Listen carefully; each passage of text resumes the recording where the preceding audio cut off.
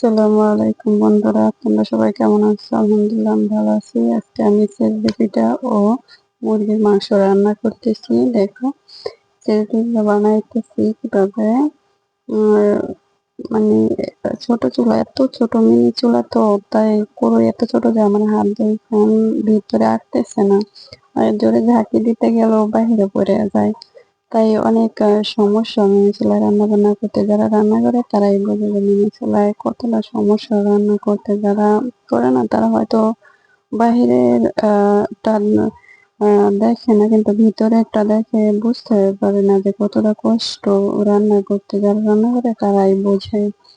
আর mini চুলা দেখো, আমি রান্না করতে গিয়ে আমার সব মাংসের ঝোল, মাংস পড়ে গেছে, চুলার ভিতরে ঢুকে গেছে। মানে এত কষ্ট লাগছে যে মাংসগুলোর ভিতরে পড়িয়া গেছে। আবার মানে সব দিক দিয়েই দেখা যাইতেছে যে এতটা সমস্যা। আমরা যারা মনে কিচেনে রান্না করে এদের প্রচুর মানুষের কথাবার্তা শুনতে হয়, মানুষের আহ থেকে অনেক ব্যাড কমেন্ট শুনতে হয়, এতে অনেক খারাপ লাগে। আর আজকে আমি প্রথম ভয়েস দিতেছি, তো হয়তো ভয়েসের মধ্যে কোনো সমস্যা হইতে পারে, তোমরা একটু মানিয়ে নেবা বন্ধুরা।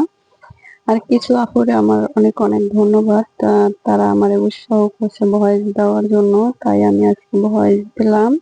যদি ভয়েসে কোনো সমস্যা বা কিছু থাকে তুমি একটু মানিয়ে নেবে। হয়তো আমার আঞ্চলিক ভাষায় আমি কথা বলি, যাদের কণ্ঠ মানে আঞ্চলিক ভাষা কণ্ঠের ভিতরে চলে আসবে অবশ্যই।